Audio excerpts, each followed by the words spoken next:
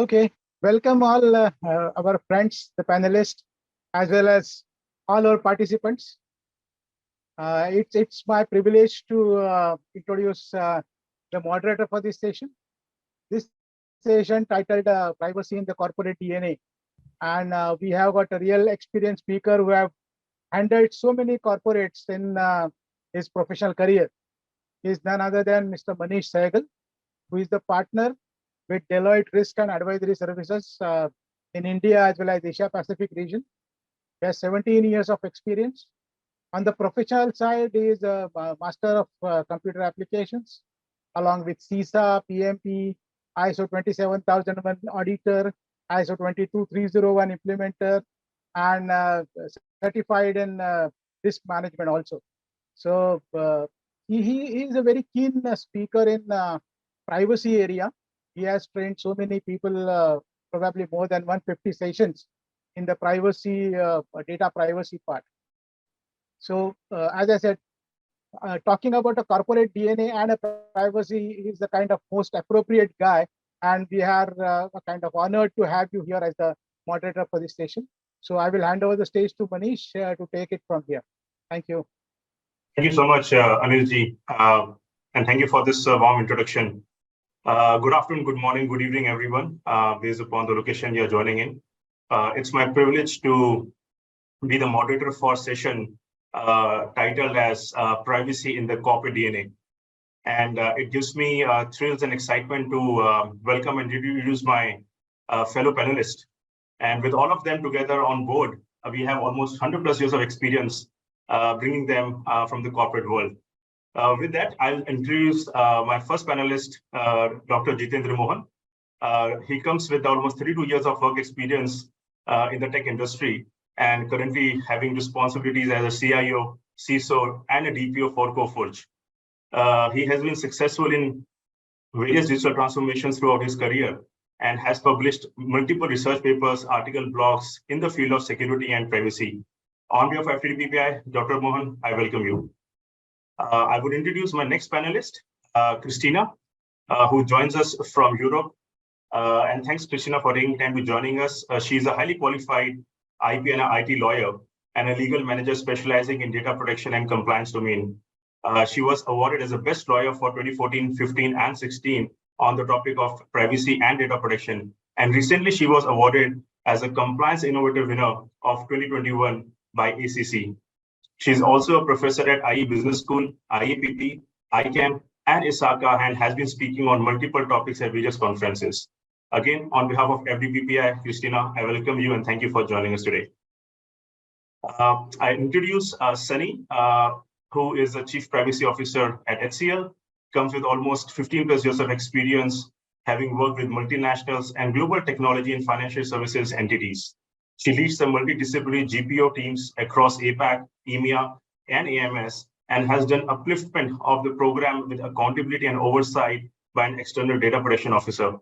She's a thought leader who has been part of Executive Women Forums and Center of Information Policy, IAPP, and DSCI.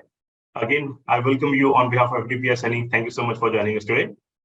Last but not the least, my fellow panelist, Shilpi, who is the Data Privacy Officer at XIAL, brings along almost 12 plus years of experience in the domain of privacy and data protection. And she has specializations in dataset identifications, data protection impact assessment, and transversal risk assessment, along with contract management. With all of them together, it's my privilege to start the session today on the topic of privacy as a corporate DNA. Maybe Shilpi, I'll start with you to hear your thoughts. Is it so important to develop the corporate culture of privacy and data protection? And if you believe it is, why? Some thoughts would be interesting to hear from you, Shilpi. Yeah, I think it is data today is of, as we say, the data is a new oil. And we need to actually understand that securing this data needs to be a strategic priority of every organization. And every organization should not just think about investing in tools, technologies, or awareness building trainings and programs, but actually talk about, how can we actually imbibe privacy and make that as a part of the cultural DNA of the organization and probably just include that into the social fabric of the business and its workforce. So talking about that, I think privacy needs to be, like I said, it's of strategic importance. And also this requires a top-down approach, support and executive buy-in from the senior leadership, because I think that is something very, very important, and that helps disseminating the message of complying and adhering to the best practices of privacy across multiple businesses within the organization. Unless we have the leadership buy-in, I think it is very difficult to actually have that imbibed and adhered across different business functions, and also to implement those the data privacy framework within the organization. Then apart from that, I also feel that privacy it also helps in the development and and leveraging different technologies within the organization. So if lack of privacy can actually impede an organization's ability to leverage technologies like artificial intelligence, machine learning, etc., to develop certain dashboards or automating different processes, I think that really makes our life easy. So privacy being a business enabler, and we as data privacy professionals need to demonstrate this, that privacy is actually is not a business blocker, but it is a business enabler. It helps in getting the customer trust, and it not just that, it also kind of helps in, with the help of privacy by design, incorporating privacy right at the mode of developing any new technology, makes our systems more robust, and also helps us in winning the trust of our customers and even employees, because we are collecting a lot of personal data of employees as well. So I think keeping that in mind, I think privacy is something which needs leadership support, leadership buy-in, and also we need to vocalize the requirement of privacy within the organization. We need to call it out more loud, and whether we do that via privacy steering group committees, or via we do that through our inductions or other trainings that we have. So I think this is the approach, and this is what I feel about it, Manish. Thank you so much, Shilpi. And I missed talking a bit about the whole subject, and maybe I'll take a minute to explain that. So, participants and everybody who's on the conference right now, topic of privacy in a corporate DNA, in a simple word, is something that we are trying to discuss as to why is it important for a regulation to be in a place for organizations to start their privacy journey. Alternatively, can we look at a model where privacy is given as a corporate DNA, rather than having a regulation which makes people work out programs or checklists to make it more compliant oriented? Can we take a step back and have privacy a part of a business as usual, rather than having a mandatory regulation in place? That's really what the thought where, or the context is for this panel discussion, and something that Shilpi called out in terms of privacy is not a blocker, but an enabler, and the principles of privacy by design are of a big help. So with that context, and thank you, Shilpi, for giving that perspective, Dr. Mohan, maybe I'll pick up from where Shilpi left, that privacy by design, or also referred as data protection by design. What do you think, and how do you think these principles can be leveraged if enterprises are keen to develop privacy in their corporate DNA, rather than looking at it as a regulatory requirement per se? Your thoughts, Dr. Mohan? Thank you so much, Manish. And I think I'll build on what Shilpi mentioned, that when you build a privacy culture within the organization, it also builds the customer trust on one hand, and the trust of the employees, because they also feel safe where the data is safe, their PII data or the personal information is safe with the organization. So building on top of that, when we talk about the privacy by design, what it means, normally the concept is from 1970 onwards. And of course, it is very, very fuzzy concept in that manner. What it means that we need to have our IT systems or the business processes which take care of privacy from end to end, right? From the we start collecting the data, we use the data, retention of the data, and basically destroy the data. Of course, that is still far away, but I think this is the whole process which is there. How you build your processes, how you build your IT system. But if you look at all these IT systems, they've been evolved over the years. And the concept of the data privacy right now is coming from the last 5 to 10 years only. After the GDPR, the compliance are coming in, and all across the globe, we have seen a lot of privacy law which are coming. Now, one is to compliance, as you rightly mentioned, and second is if you're operating in a country where you, as of now, there is no privacy law, or basically they're going to become the privacy law, like a country like India, where we've been listening from last, I think, couple of years that the PDP which will come, and of course there is a journey of that, how they're going to come out with that. Before the law come, can we basically make ourselves compliant to the data privacy by the time they come? How it's going to impact our business as well as the data protection oversight?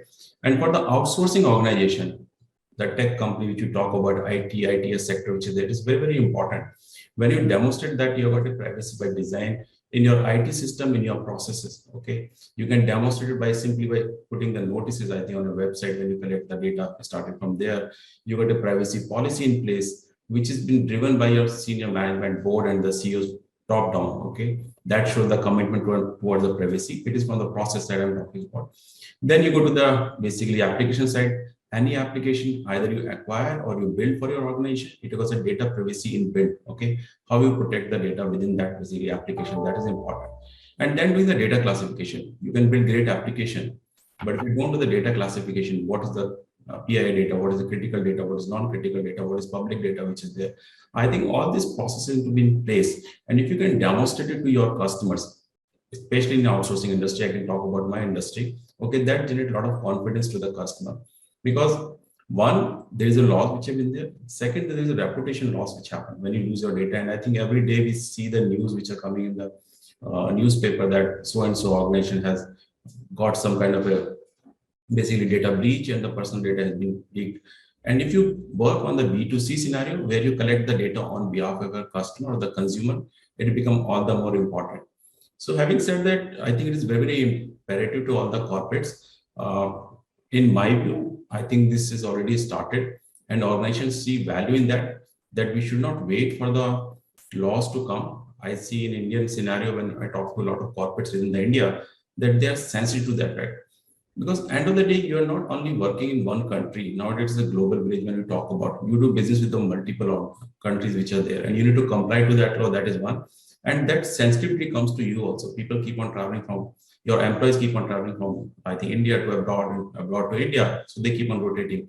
So I think that sensitivity is just start coming to various organizations. Of course, there is an investment which is required, okay, to make your system or the IT system, because they have been built over the years. It is not privacy by design, is not inbuilt into that. You need to make some investment there, or you need to make some investment in the process side. Okay, how you make your team aware, how you make your employee aware about these things. But having said that, I think this is now come, and people, the organization are looking into this kind of a thing, that they need to have data privacy by designing their system so that the privacy is protected by minimizing the loss of data by any chance. So this is my view, right, Manish? Over to you. Thank you, Dr. Mohan. It's encouraging to hear from somebody like you to leverage privacy and be ready before even the law comes, right? And I think you correctly highlighted that the industry that you represent, you had to be ready ahead of time. You could not afford to wait for a bill to come. And considering you have been and your enterprise have been servicing customers globally for past so many years, are there any tips that you may have how you ended up starting? Because it's not that today I think about privacy and tomorrow I will be privacy ready, right? It's a journey. It's a leadership initiative that has to go. So are there any perspectives, especially coming from your experience when the law never existed in India, but still you have been delivering services to global customers from the India center? How that perspective of being privacy ready happened, even though the bill was never announced in India per se? Any thoughts on that, Dr. Mohan?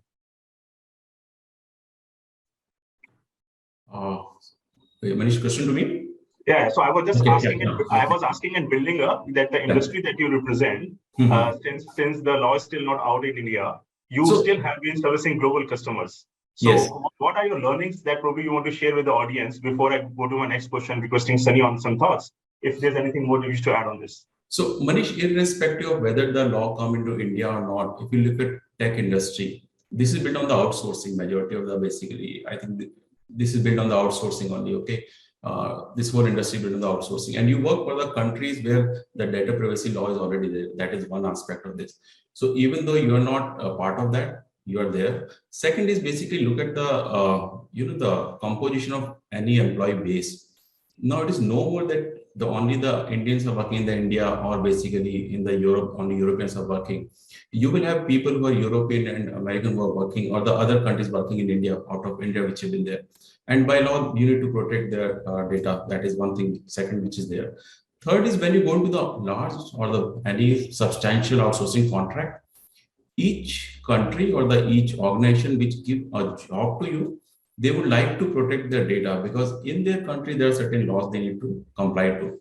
Now, what it forced the Indian organization to do that, even though there is no law in the country, India, as of now, of course, we are governed by various IT laws, but not the specific privacy law. This basically information told to your employee, that is one, and your IT system, because the IT system is global IT system normally. It is not that you will have one IT system for the India, one for the Europe, one for the kind of this thing, because of various reasons which have been there, and you keep on acquiring organization inorganically also. So that is why it is very, very important to proactively build the privacy culture within the organization by systems and by basically awareness and the processes which are there. So that is second one piece which is very, very important. What it also does is that when you got this kind of a infrastructure in place, I'm saying infrastructure in terms of the technology process and the awareness among your employees which is there, it is a service industry. And if a customer speaks to you, any of the basically employee of yours, and it is a touch point where you demonstrate that. It is not a product where you demonstrate. In a service industry, it is the employee who demonstrate the basically about organization. If they come across that it is already part of the organization DNA or the corporate DNA, I think that creates a lot of value to customers. You know, that is very, very important, which is there. And second piece is that you keep each org means in the tech, I'm talking about tech specifically, there is a attrition which is quite substantial, okay, in the range of 15 to 30%, depending on the organization which is there. So you lose a lot of people and you get a lot of people also. Okay. Now, when the new employee join your organization, if there's already a privacy by design implemented in your organization, it doesn't take much to basically up to that speed. Okay, you don't have to spend much time because you got a boot camp or you got a process in place. The moment they are onboarded on your organization, they go through this process and they see all the systems in place. So they're embedded in that. You don't invest much time on that. But if you don't have privacy by design, then take a lot of effort to basically train your workforce also. So in the service industry is very, very important. Even if like a country like India, we don't have privacy. If you go to talk to any tech company, I'm sure, I think my fellow panelists also watch for that. They are aware of privacy and they know they're gone through the privacy trainings in their systems, have their data classification already in place. So I think that is what basically forced them. Thank you, Dr. Mohan. So if I have to have one takeaway, I would say that privacy by design is the fundamental to create privacy in a corporate DNA, right? That would be my takeaway from what you said. Thank you so much. Sunny, I would come next to you and we heard Shilpi talking about the concept of privacy, not a blocker, but an enabler. And then she gave a lead of privacy by design, which Dr. Mohan beautifully, elaborated upon. Given a choice, Sunny, to you, which one do you go for? Is it a privacy compliant enterprise or a privacy enabled enterprise? And what would be the rationale for you to choose either of the two? Your thoughts, Sunny? Sure. I think you can just look at the terminology, right? Compliance enabled. And the connotations associated with compliance, like a word like compliance is stopgap, hindrance, blocking, burdensome, right? We all know that if we work in legal compliance team, we're never seen as a value add, right? Whereas enabled is associated, at least to me, connotations is opportunities, growth, empowerment, partnership. And these are all values I think every single enterprise that's probably on the call today have as part of their company's visions and goals. And they're also values that you can easily align and share, right, with your employees, your customers, your consumers. To me, having a privacy-enabled enterprise would be the way to go, right? That is definitely what I would say. Why? A bit more to what Jatindra and Shilpi have said, right? Compliance is a legal regulatory requirement. We all know that. Very much tick box exercise. Yes, I would say, a bit to Jatindra's point, India doesn't have a privacy law, but I would say get ahead of that. You don't want to be privacy compliant to say, okay, I'm based in India and I don't need to have a compliance program, right? We've seen organizations who ahead of the GDPR when it came in 2018, who are still struggling with compliance because they're seeing it as a tick box exercise.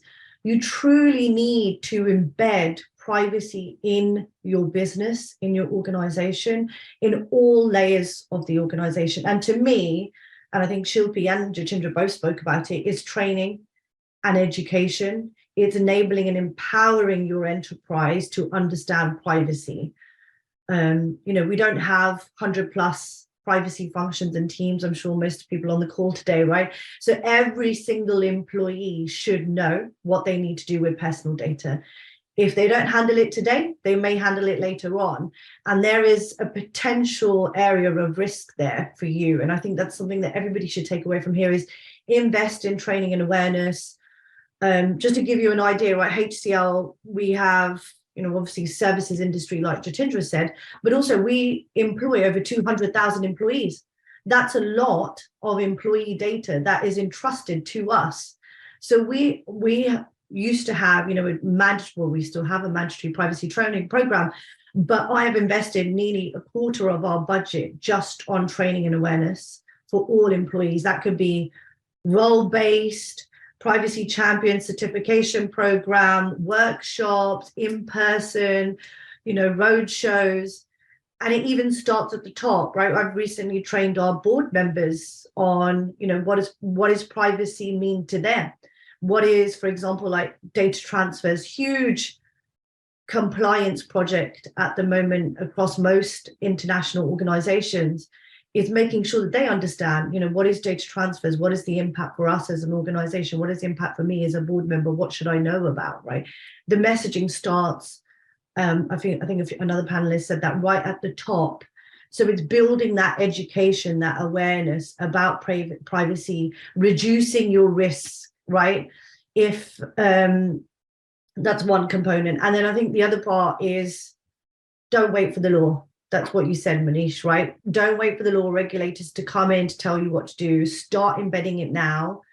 I will tell you today, I still have conversations with people who don't understand that corporate email addresses and IP addresses personal data. And we have GDPR coming in Europe 4 years ago. So it takes time. It takes time to create a culture of privacy awareness and to embed it into your organization. And it's not just a one-off compliance exercise. You may have, like we said, privacy by design is great. You might have done your privacy risk assessments, data mapping, etc. But your organizations are dynamic, right? We may have a new merger, an acquisition, a new entity. We may decide to change our strategy, our data architecture. We need to make sure that every organization, every employee who is sat there knows what that means, that if they're going to make a change, then they know, okay, we need to be thinking about privacy. What are the principles that I should be aware of, rather than, okay, let's wait for the compliance team and come and contact us about doing privacy risk assessment. So in short, Manish, I think every organization shouldn't be looking at this with a compliance hat. Let's look at it as, what can I bring to the table? How can I enable my business? And that's through a culture of privacy awareness.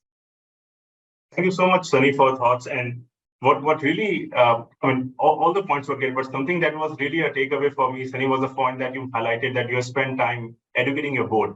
Now, if an enterprise chooses to go for a privacy compliant way, they need not necessarily go to educate board. They need not necessarily go to educate the 200,000 people, because they will be just ensuring that what is the minimum taken a box is being taken care of.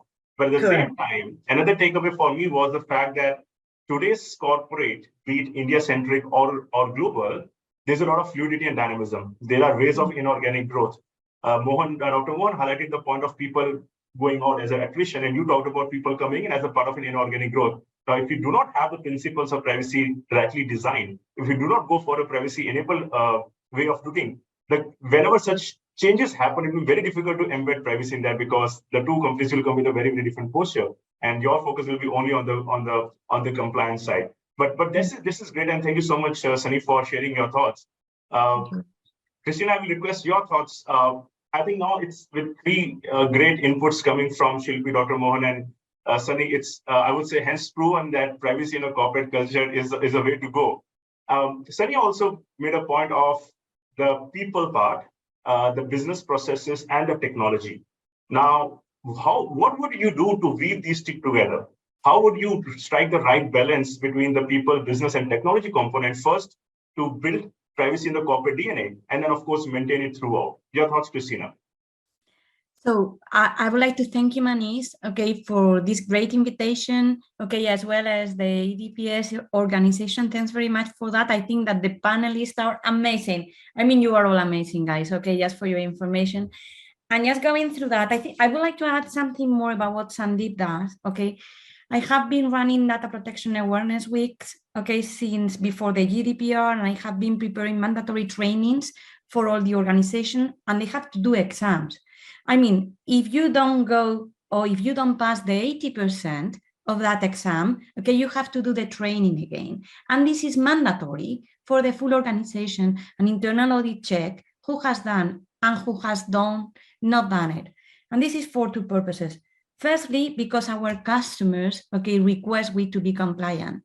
And secondly, okay, because we limit also our liability. So as Sandeep, you know, and Jitendra and Sunny have clarified, awareness, training is very good also for the company because this limit your liability, okay? And another thing which I think is also important to consider is when I have been giving trainings, and last year I gave a super successful training of 2 weeks in India, okay, the India Data Protection Awareness Week, the first thing that I did is I make them understand that data protection was important for them, for their family, for their children, for their life, for them, okay? If we don't have privacy, we don't have, like, you know, a future, okay? Because we will be profiled, and privacy is important for we to be free. And this is something that I pass the message, privacy, free, rights, okay, future, okay? So when you told me about processes, there is no good processes in place if privacy is not embedded in such processes, okay? Because any customer can come to us or any product that we launch, hi guys, what is the role, data controller, data processor, where we are, please tell me where is the data flow of such data. So if I put in the market a product, okay, which is not privacy compliant, or which I have not done a privacy impact assessment of that product, okay, then I'm going to have an issue. So at Colt, Manish, you already know, we have implemented the binding corporate rules. We are the first telco in the world who has implemented binding corporate rules after the GDPR. In addition to that, we lead that through the 3 toughest data protection authority of the world, which were Germany, France, and Spain, with the very support of our Italian colleagues, the Garante, okay? And amazingly, the Spanish Data Protection Authority has a great relation with India, okay? And they are very much supporting all our Indian colleagues there to strengthen privacy. So there was a kind of, let's go things together, let's pass this message. So we have implemented a privacy framework all over the world. So the same level of privacy compliance is applied in India, that in London, that in Hong Kong or Singapore or USA or Spain or France or Germany, okay? So it's privacy for all, that's it. So when we implement a process, this process should comply with certain standards, okay? And there is no good product, no good process, in which if it's launched without taking into consideration privacy, because every product or process, normally when you do that, you process personal data, you use personal data, and you have to consider the risk of processing such personal data for 2 reasons. Reason 1, because you can mitigate the risk if possible, and the second reason is because if there is a risk, at least you can evaluate them, okay? You can put the CapEx, you can see how you can implement it, you can see this is going to cost me this amount of money, shall I do it or not, okay? Because sometimes we already know that it's a business decision, And we who are DPO, our role is to go to the, of course, to the board, as Sundip said, and said, no, guys. No. We are not going to lose our reputation, our market, just because we want to go quickly. Okay? We are going to do the things well. Why? Because we have a reputation. Because privacy is part of our DNA. In fact, the binding corporate rules are part of Colt strategy and have amazingly increased the value of Colt in the market and the way Colt is seen. In fact, we were nominated, by the Financial Times as, again, the most innovator team of the year, and the most innovator privacy program of the year through Colt. And this is something that provides you a great reputation. A lot of people come to Colt to understand. And when we have an issue, even with our customers, we say, listen, guys, we have binding corporate rules. What more? And they say, okay, then it's not an issue. And if we have a bid, what are you going to choose? A company who has BCRs or a company who has not? A company who has certification from the toughest data protection authority or a company who has not? For a question of money? So we make the difference. And how we make the difference? Embedding privacy in part of our processes, in part of our culture, okay, in part of our DNA, in part of our reputation. Okay, and also I must say that our people, our employees, they feel happy, they feel committed. If something happened, they come to me, Cristina, there is an issue here. What can we do? We have, and they know that I protect the company, but I protect the personal data of my customer and my employees. And I think they feel safe and proud. So, thank you so much, Cristina, for that, and congrats for the nomination by Financial Times on the Innovator Award. And what a way to put it together. I think you have given a very different dimension to this whole discussion, that by having privacy as a discipline, you don't only protect your personal data, but also the customer data. Of course, it makes it easy for you to take your products to the market, because so far we heard Dr. Mohan and Sunny more from a services industry perspective, but you and Shilpi represent more of a product industry. And the reputation part, I think that's paramount, right? By having privacy as a part of your corporate DNA, as a part of your design principles, as a part of your default processes and technology, if your reputation increases, why not? All the more good reason to be a privacy-enabled enterprise rather than a privacy-compliant enterprise. So, great. Thank you so much, Cristina. We'll come back to you with some more thoughts, but thank you so much for these points. I'll move to Shilpi and Dr. Mohan for some perspective. So, over the last few minutes, we have heard, and I think it's very fair to realize that today's enterprise are heterogeneous. There are geographical diversities, there are functional diversities. You as a DPOs, CPOs have responsibility of taking everybody along. People may be representing legal, finance, marketing, HR, product, technology. I mean, there's a whole lot of heterogeneous stakeholders that you have to take along. How you do it? What is the mantra that makes you do that? Because if all are not together in, I'm sure the things will fall apart away. I'm sure the reputation point that Cristina brought up will never be achieved. I'm sure the perspective that Sunny was talking about of having an enabled environment ecosystem will never exist.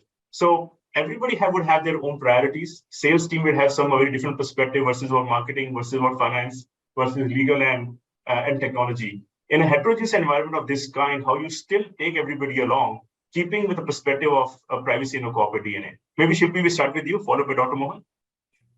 Yeah, thanks, Manish, for the question. So I think this is it's a very critical piece, and I think it focuses more on the leadership buy-in, obviously, and also secondly, it talks about how can we actually establish stakeholder relationship management. So I think I've had my share of experience, driving steering committees and actually bringing everybody under the same roof and sharing thoughts. There can be a situation where marketing and sales team, or product teams, finance team, legal teams may have a different perspective on how to drive and implement privacy within the organization or how to actually comply with it.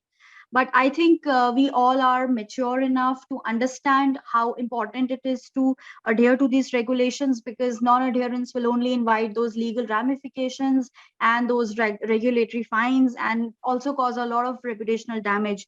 So I think keeping that all in mind, and our overall objective of all the business heads to actually look at the objective of protecting personal data, protecting our customers, protecting our employees. And I think that helps foster the culture of privacy within the organization, and also probably bring everybody under the same roof, and have that same common agenda of protecting personal data as the main motto of the discussion.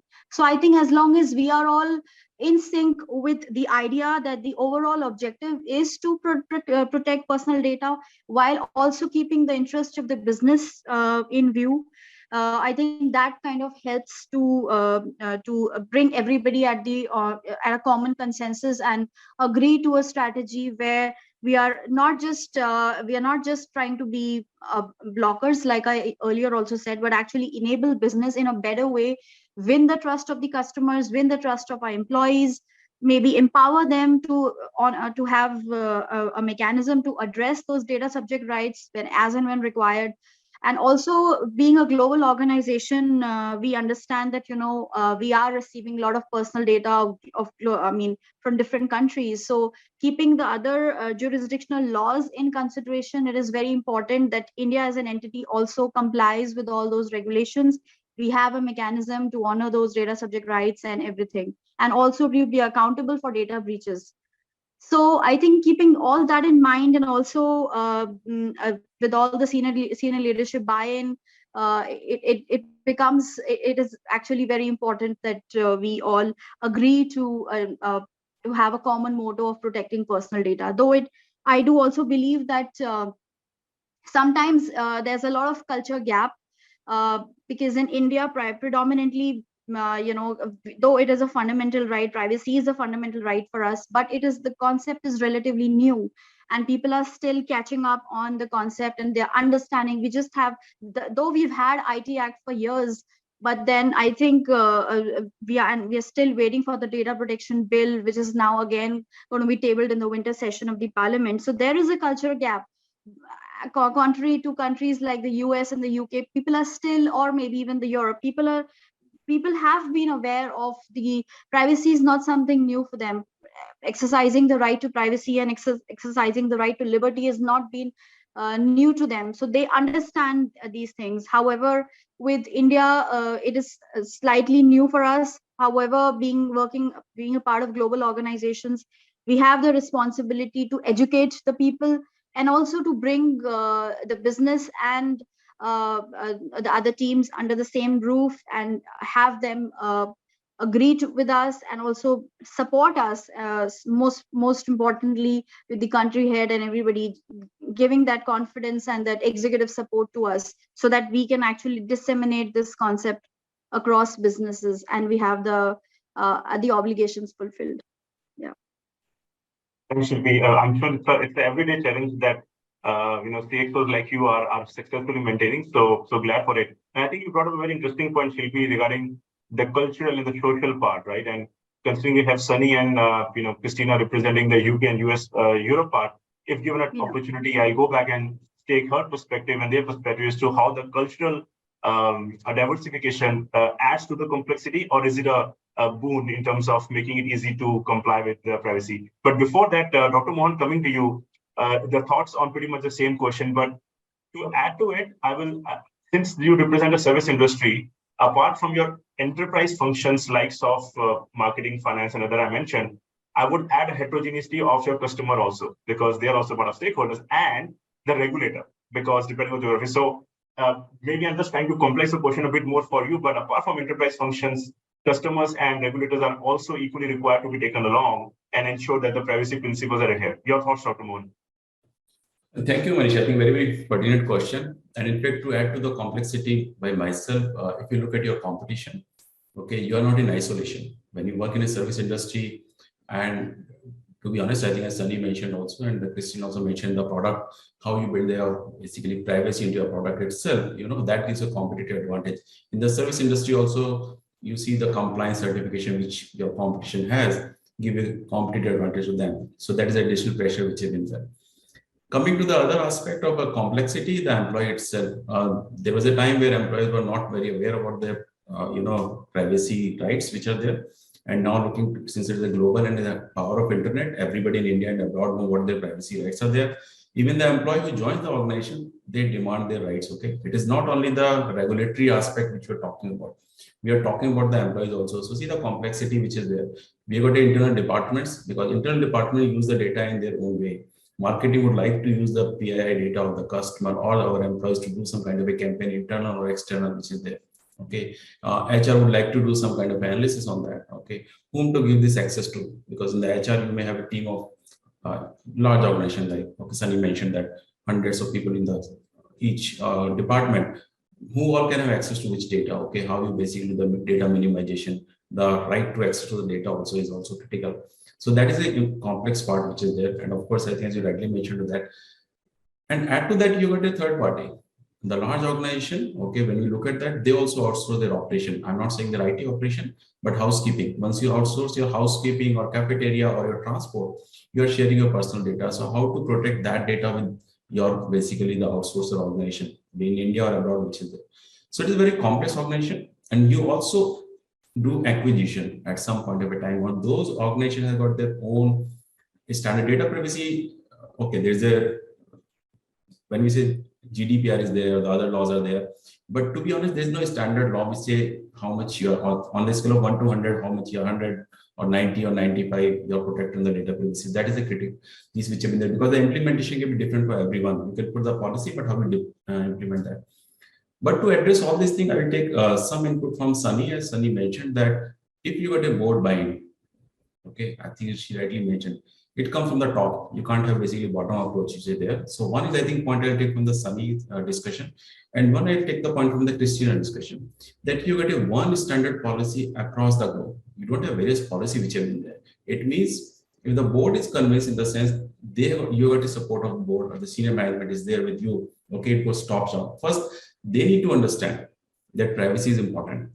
It is not a compliance. It is an enabler, okay? So that they need to, once they understand, I think everything flows, because then you need a support on the resource side, on the infrastructure side, and how investment you can do that thing. So that is one piece. I think if that can be done, that address some of the issues which have been there in terms of the basically budgeting issues and the implementation issues. Second is, of course, is a one common policy. So even if you do business in the various countries, even if your employees travel one place to another place, you don't have a much confusion that I need to go through the privacy, is something like that. And your systems nowadays, as we all know, everybody's moving to cloud. Okay, and it doesn't mean that cloud means it is for India only. It is a one system for the whole organization, even if you onboard any new organization which have been there. So they are built in. So one policy, one system, and basically support by the senior management largely address this kind of a challenge which are there. Okay, because then you got a compliance. And the very interesting point which Christina raised, I think, and very, very important also, most of the organizations still believe that they do the training of the employees when they onboard on the privacy or information security for that matter. But the point she made out is the test. You do the training and do the test. Okay, it is something like that. Even if you give somebody a car, you should have the driving license before basically. So it means if somebody are giving access to your corporate network or to handle the customer basically data, they need to clear the test. It means they at a certain percentage. Christina is too tough, saying 80%, but it can be a bit relaxed also. Maybe 70-75% also can be passing marks for that. But having said that, what I'm saying that the test ensure that people have understood the concept. Okay, employees have understood the concept, and now they can deploy them. And of course, Christina would have been doing the annual also, I'm sure. Hearing her. So you keep on basically reminding them this is what the privacy is all about. So what it will help as an organization is to address that all this heterogeneity, because each person has got their own understanding. And I think, as you rightly mentioned, the social aspect also, or what the data privacy means. Okay, some may think it is good to share their information in the personal life, but the organization, what data privacy we need to bring to that level. So I think if we use this 4 or 5, I think mechanism which is there, we should be able to address to fair extent. I'm not saying the complete, but to fair extent we'll be able to address the situation And as and when the new situation arises, I think there will be solution around it. Dr. Mohan, thanks, but I think you played it well on a batting supporting pitch. But let me put a googly. How you do exception management? As you mentioned that there are different views, right? And end of the day, you are dealing with humans. What if having a single policy? What if having a single technology? I mean, a seamless baseline technology, and whatever perspective you shared are well accepted. But as I am sure there will still be exceptions. There will still be situations which will not be agreeable. Any thoughts how you end up addressing those? How you still those I would say fine tuning required when a heterogeneous environment comes in? Any situation that you want to share? Of course, not ask you to share any confidential data, but something that our audiences may take a benefit from. Yeah, sure. As I mentioned to you, normally when you talk about the data, I'm talking about the data privacy, specifically on the information security. In the data privacy, most of the time it is a marketing team, okay, which uses the data to generate some kind of a campaign, okay, and they would like to look at the data, how they wanted to use the data for the personalization, okay, or some kind of a specific to some requirement. That is one. And second, we have seen in the HR. HR is one area which, in my personal experience, has got a lot of compliance issues. The reason is that, HR data is very, very sensitive. Okay, you got a salary, you got a people's information which have been there, and at a senior manager, you need to create a right controls who can view and who can access the data. If you give a work to, I'm saying the practical example in an organization for HR, they will give to the down people, and the junior most people will be accessing the data, and they may not have a sensitivity to how to manage the data which is there. So those kind of scenarios are there. Again, having said that, two things which I personally do in my organization. One is the technology control. It means that it will be role-based access very, very clearly. Okay, even if somebody want to delegate the access, we normally give the time-bound access. It is an exception. It is to be documented so that it can be audited. So first, we need to avoid to give the access to the person who's not supposed to give. But for the business reason, if you need to give the access to that person for that particular data, it is to be monitored and for the time bound. It should not be an endless kind of access, and it should be approved by the competent authority. One, the basically business head, and then of course then the DPO who will basically monitor that. And after that, you revoke that access. Okay, and you make sure that your data is erased from their machine.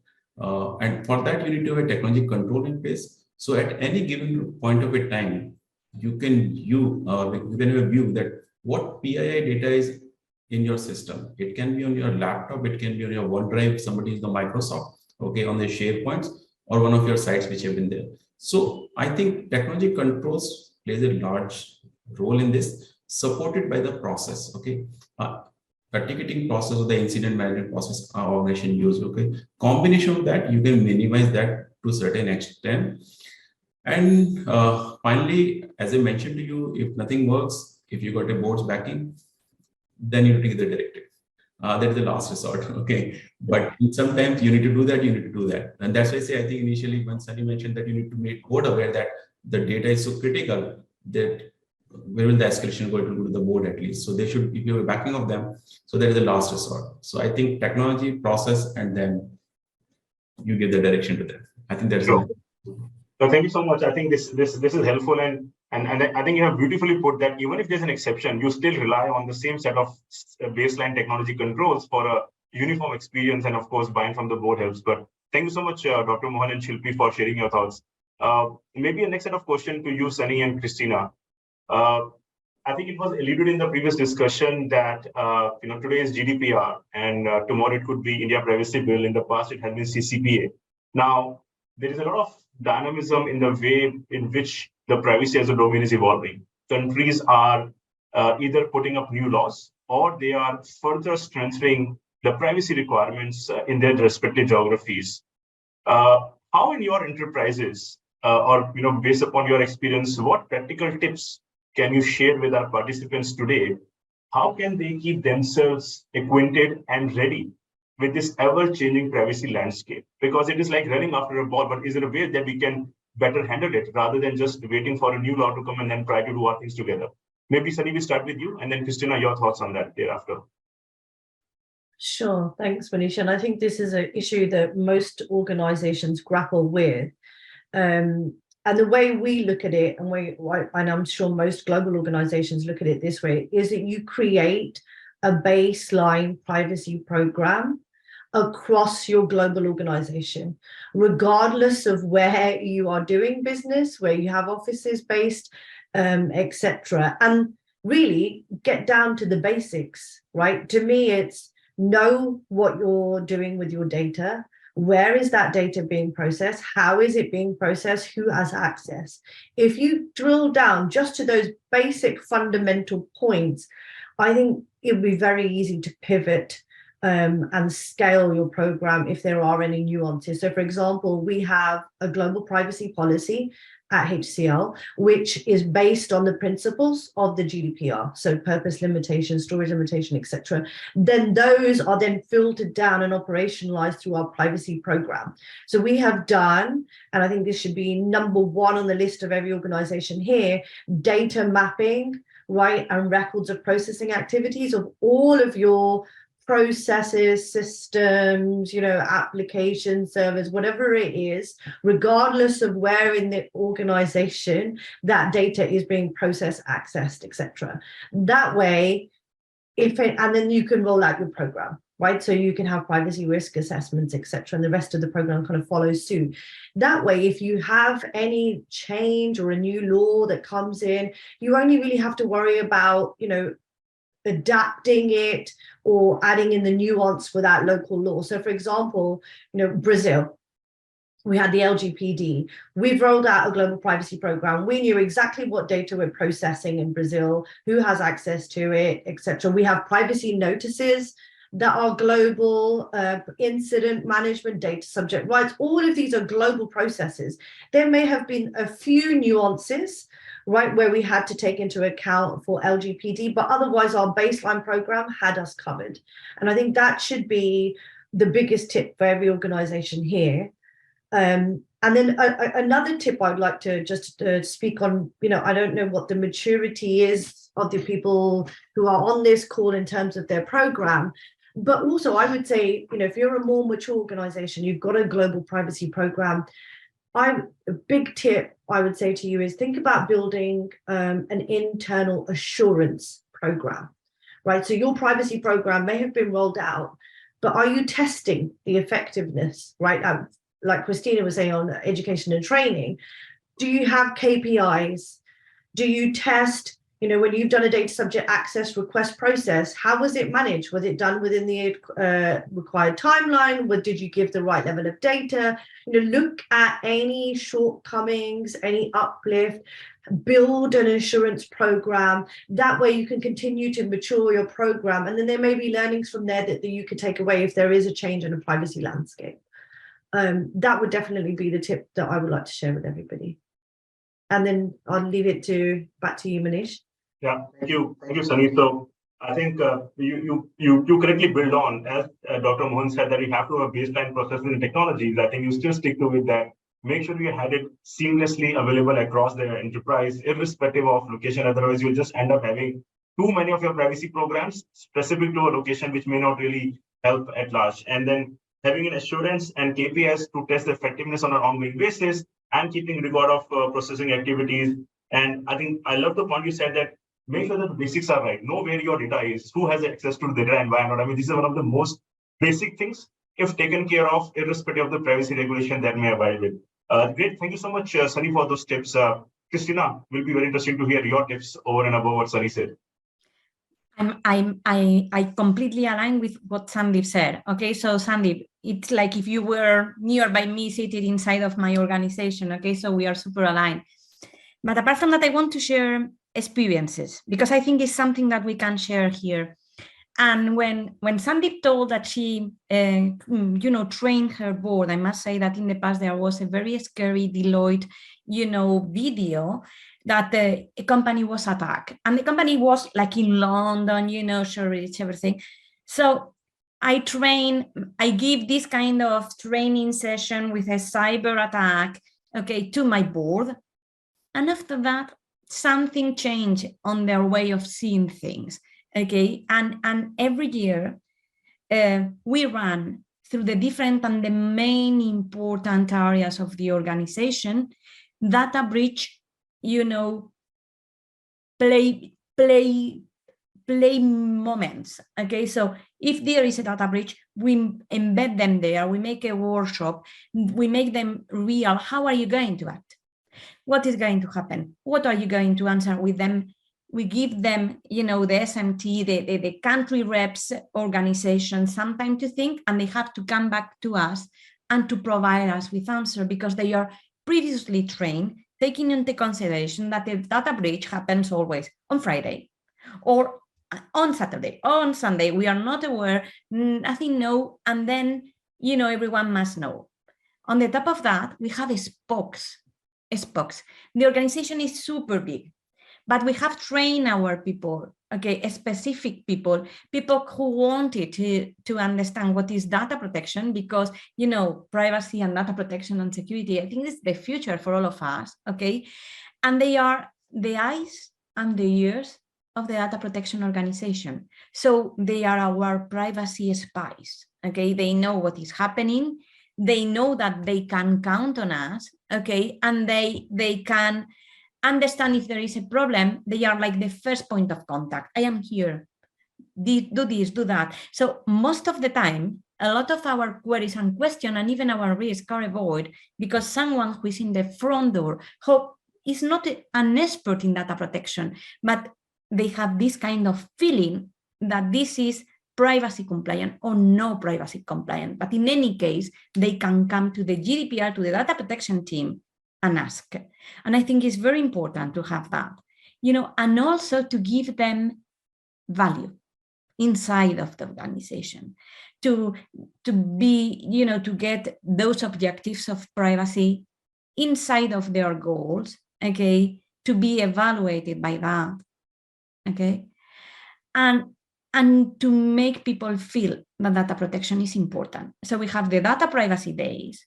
We give awards in the data privacy days, okay? And we make also to talk, okay? So if they have a blog, please send it to us. So because privacy must be part of the full organization.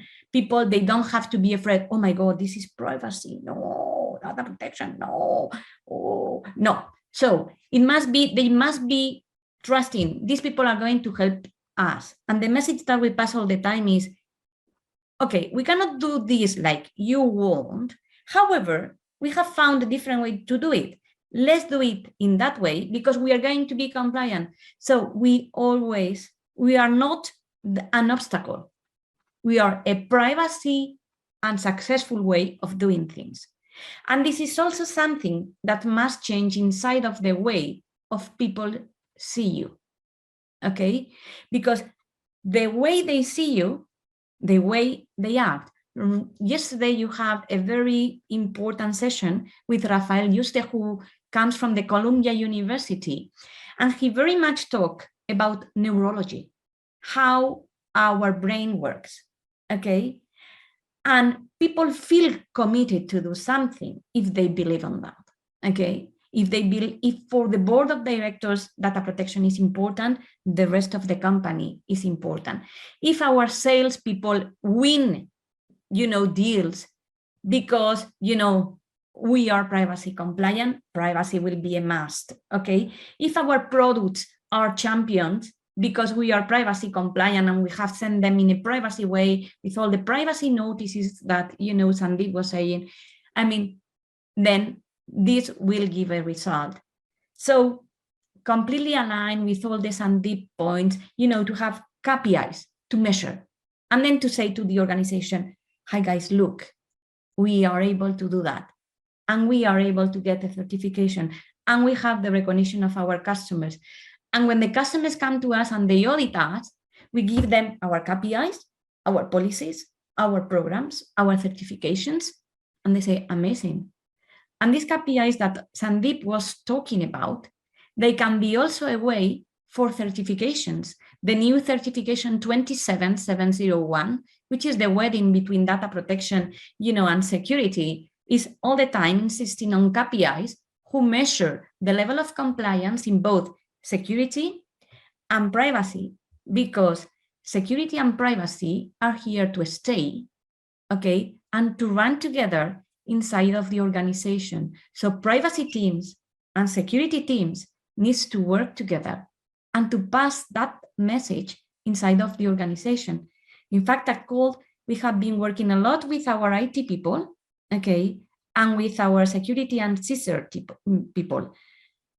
And Manish, they have been giving training sessions, okay, because what we did is, let's go to the Privacy Awareness Week, but it's not going to be data protection who talks, it's you, the different business areas who are going to tell to the organization what you are doing inside of your organization to be privacy compliant. Doing that, the organization understands, oh my God, it's not a team there, a full team. No, it's all the company who is being privacy compliant. And this also was a very good point for the rest of the business areas, because they were seen as compliant, they were seen as important, so it was a win-to-win situation. So the most important thing to embed, a privacy program is to find win-to-win situations. Awesome. Well said, Christina. Yeah.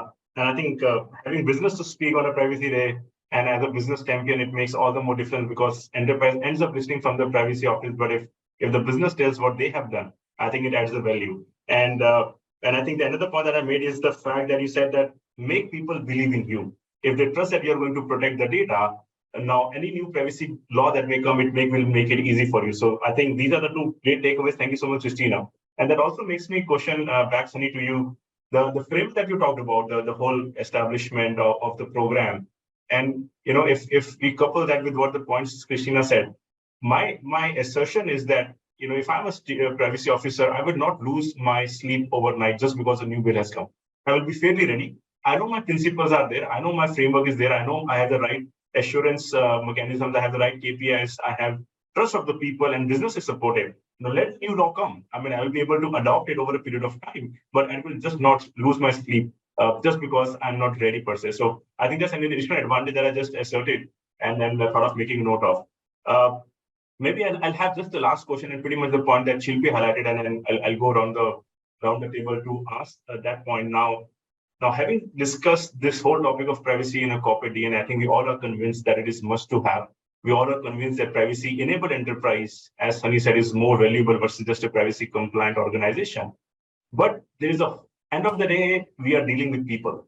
Now, people represent culture. They come with their own social values. We have two, I would largely say that we have two set of panelists. One set of panelists who are representing experiences of an Indian headquartered company, likes of Dr. Mohan and Sunny, who have employees outside. And then we have another set of panelists, Christina, you and Shilpi, who are headquartered outside India, but they have their captives here in India. What have been your experiences dealing with these differential cultural and social aspects of people, end of the day, your employees and customers, when you are establishing privacy in the corporate DNA and then maintaining it throughout? Is cultural and social backgrounds really a challenge for us to address? If so, how you have been successful doing it? Because all of you have geographical presence across so many cultures and regional setups. Sunny, you're on the leftmost of my screen, so maybe we start with you. Thank you, Manish. And I guess I have a slight advantage that being I'm in London, I'm European. For Europeans, privacy is a fundamental right. It's been there since the early 1900s. And it's something that is embedded in us, in our cultural, our society norms, right? Whereas working for an Indian headquartered companies, I have seen some very stark differences.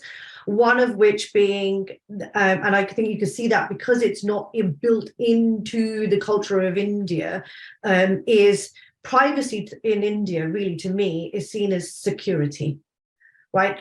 Most people that I speak with in the organization, when they think of privacy, they think of security. They're like, okay, we're protecting the data. We've done the security assessment. We're good, right? Whereas for me, I think what I've seen is that because of this, lack of society, cultural understanding of privacy rights, I should have some management and ownership of my data.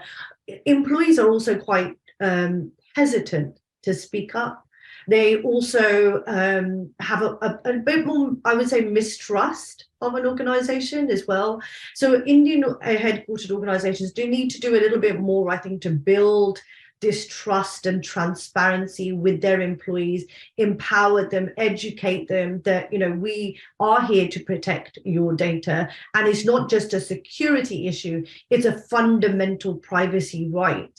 And we will honor that. That's been one of the things that I've noticed, at least coming as a European into an Indian headquartered organization.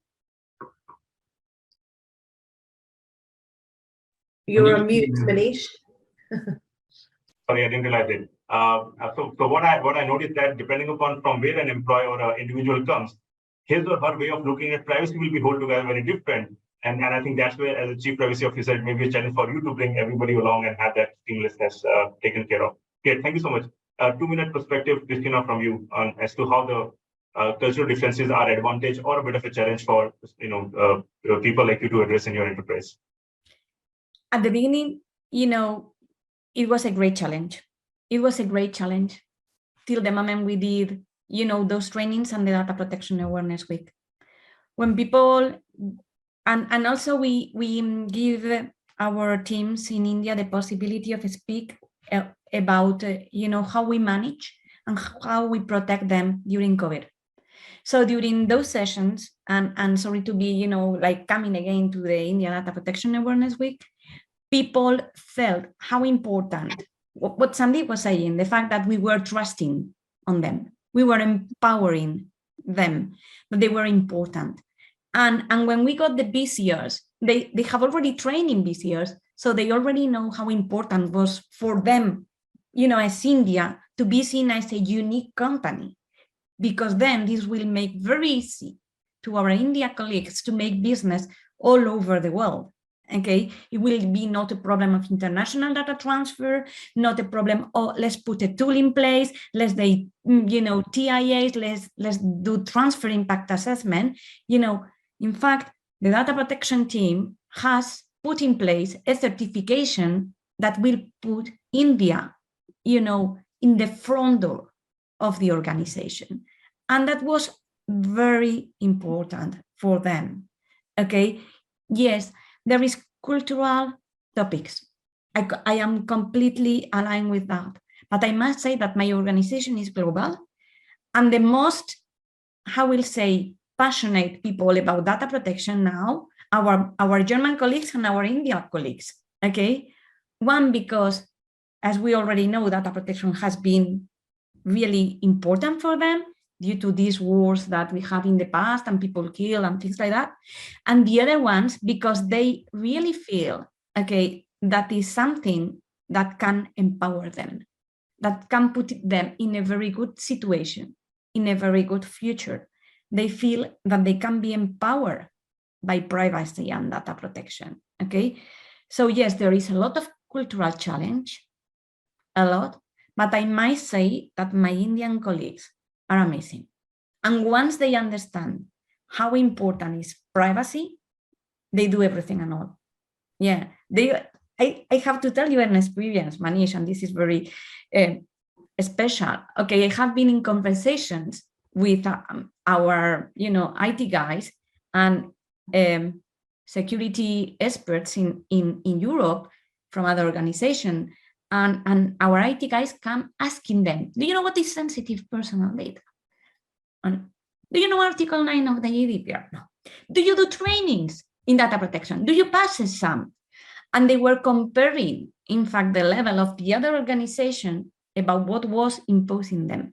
And instead of feeling, oh, data protection is a pain, they said, these guys, they don't know about data protection, okay? So in fact, they are feeling that their level now is increasing and privacy make them to be more powerful. Awesome. So starting it was a challenge, but now you have made them feel ahead of the curve, right, in the industry. So I think that's where it says. So thank you so much and beautifully put across, Christina. Dr. Mohan, a 1-minute commentary from you. You are based largely out of India, and then of course you address the global markets, clients, customers, employees across. How have you been tackling this challenge, if at all you believe it's a challenge? So Manish, this is a real challenge, to be honest. Okay, India is a big country, Okay, and we got a very, very diverse set of people across the country itself. Okay. So one is a country, and of course, each country has each individual view as a data privacy in a separate, different way, as I mentioned, I think earlier also. So what it basically translates to an organization, again, taking the cue from our topic, one, when they join the organization, we get them trained, there are systems in place, we say privacy by design. So one is a compliant. The individual think that we need to just comply to our organization policies and procedure, that is one way. But until they stood up for their own data, okay, PI data, not for the corporate, for the other websites where they do the basically purchasing or something which have been there, it doesn't internalize. That is very, very important. And if they don't internalize what happened, basically the policy or all these trainings which we do, I think once in a year kind of a thing which are there, because you can't do overdo of training also. During the year, we see incidents which happen even after you do all this training which have been there. Of course, one, when if you're not basically appreciation for the data privacy or personal data which have been there, there's lack of reporting of that incident. That is one. And if they report the data, I think then we need to anonymize those kind of incident, and on a monthly or a regular basis, you need to keep on telling people, because you need to make people understand that it is not only the corporate data in the corporate picture, it is your personal PII data, which is also important when you work on any kind of a B2C sites or something which have been there. So that takes some time, okay, because coming from the various culture. And if you don't appreciate your data, you will not be able to appreciating that handling the other data, because if you don't believe my data is important as an individual, you will not basically put that importance of other people. So of course, there's a challenge which has been there, and that's why I think most of the organization which we do and which you see basically internally also, we do the continuous kind of a not a training for that matter. And whenever you see any incident which is in the monthly newsletters which are there, you got a wallpaper which is there, and work from home is also put in this kind of a a difficult thing. If you're in an organization, you can have posters across the building and people can see that thing and they talk to the like-minded people. If you're at home, of course, we'll have this kind of virtual conversation, but the moment this discussion over, you are at your home kind of this thing. So yeah, this is a real challenge for the organization which has got a large workforce in India, okay, because there's a diverse culture which has been there. And I think the way to address is that one, we need to keep on educating on a regular basis, okay, to appreciate their own PI data, not the corporate data for that matter. Sure. Thank you so much. Education awareness are the key. Shilpi, we are a minute over to our assigned time, but I would conclude by having your inputs. Anything over and above what we heard in terms of the cultural aspects of maintaining and establishing a privacy ecosystem? I think like I said earlier, that I did face those issues, bringing people on the table and have them agree to a consensus of adhering to the requirements, and also keeping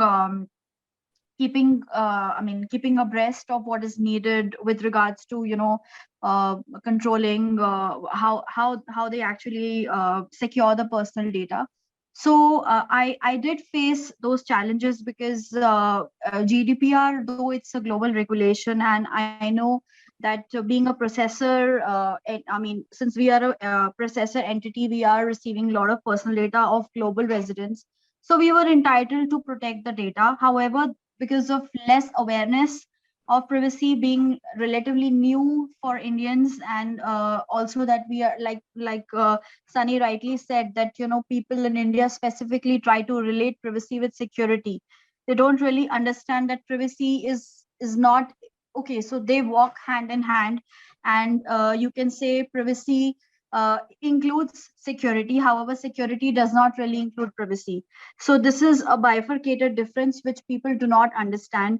Hence, and relatively being new to GDPR and understanding the principles of GDPR and the underlying requirements, I did face those challenges, but with executive support of senior leadership and constant education and trainings given to the employees, I think now people are becoming more, they are aware of what needs to be done. They really support during those privacy risk assessments, during those DPIs and PIAs. And they understand that, we are not just trying to align business into adhering to these laws, but also we are trying to protect their own data as well. Specifically when it comes to HR, like it's the most critical business function when it comes to personal data. So I think having these controls in place people have started also understanding that it's not just about protecting organization data, just like Jitendra said, it's also about protecting the employee data, their own data. So educating them, empowering them to honor those their own data and to exercise their right once we surely have the bill in place. I think that has given them the advantage of understanding what needs to be done, not just protecting customer data for that matter, but their own data as well. So thank you, Shilpi. I mean, and my wishes to all of you, like Christina said, it was a challenge, but end of the day, education and awareness made the employees feel they're ahead of the curve. With that, I would conclude the session. We are running a bit over time, but thank you so much, panelists. I think the strongest takeaway has been that privacy in the corporate DNA is must to have and not an option. And various tips and experiences shared by the panelists was just too amazing. And of course, end of the day, cultural aspects, challenges can be very well addressed by continuous training awareness. With that, thank you so much, panelists, for giving an opportunity to me to moderate. And Navi and then FDPI team, back to you. Maybe a takeaway for us. Please, yes, Navi, over to you. Yeah, I think Ramesh will. Great. What a session, I would say. Thank you very much, Mr. Manish, to start with, and the panel members. Wow. Starting with the Shilpi to Dr. Mohan to Sunny to Christina. Really appreciate the way you had brought in the kind of bullets, right? I trust me, I have taken at least 2 A4 size sheets of notes, but just to tell you what takeaway for me from this session. 1, obviously at the organization level, it needs to be a top-down approach. 2, it needs to be across the organization. 3, the privacy need to be looked into as an enabler, right? And we need to make an enabled organization, privacy-enabled organization, and win-win situation, obviously, across board, across stakeholders. The last but not least, very important bullet, be proactive and don't wait for the law. Excellent thought process. With this, once again, on behalf of FDPPI and on behalf of all the participants across globe, I would like to thank you, each one of you, for putting your tremendous effort and bringing out this. Yes, Mr. Navi, please go ahead. Yeah, I would like to especially thank Manish for having put together this particular panel because he took the entire responsibility and in fact got all the people together and then planned out this. And I'm very happy that it went off very well. We would like some of the panel members to come back and address our Jnanavardhini sessions at some point of time. I think Ramesh will take care of that. And definitely it was a very interesting session. In fact, it is very close to my heart. That is start compliance before the act comes. That is something which I have been telling for the last 2 years when PDPB has been there, and I have been telling people it will take time for implementation. Even if you ask me to start a program tomorrow, don't expect it. Like somebody said, years will take, thing like that. So start early. I think that also, I think some of you pointed out. In fact, what all of you said has given me confidence that industry has also realized that we should not wait for the law to come.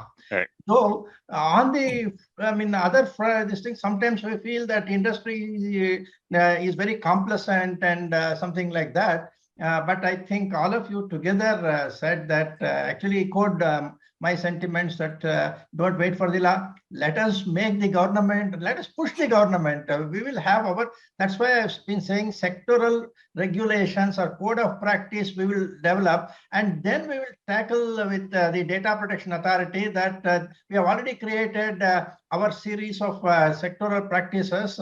Now you tell me, why do you want to make any change? If you want to make any change, you please justify. Okay. Or he may think it is very advantageous. You yourself give him a framework on how to register a significant data fiduciary or how to have a DPIA. Then he'll be happy. He will put it in his letterhead and make it as a general guideline. And that is how I think organizations like us, at least FDPPI as a non-profit organization, would like to work. And I'm sure that all of you have echoed that sentiments, and we will definitely keep in touch with all of you, Sierra, Jitendra, Mohan, Shilpi, and, and of course Manish has been in touch with me. like that. Okay, thank you. Yeah, very yeah, much. yeah, yeah. So two bullets, Navi sir, again before we wind up. One, obviously, I have taken note of it, sir. We would be reaching out to each one of the panel members who are here for a special session on our Jnanavardhini, which happens on every Wednesday. Please do spare some time. Second bullet, to wind up what Mr. Navi talked about, right? Be proactive. I'm sure all of you would have heard about Navi sir's mantra. Stop complaining and start complying. A keyword, right? And FDPPI, under his leadership, we believe in it, and we are trying to take each and every step towards that. And I'm sure with all of your support, we'll be able to achieve greater heights. Thanks once again. Have a nice weekend. Nice Thank you evening. so much, Thank you very much. Yeah. Bye-bye. Thanks, Thank Manish. you. Thank you. All right. Mr. Navi, sir, can we? Please go ahead. Please go ahead. Yeah. The next session, or we will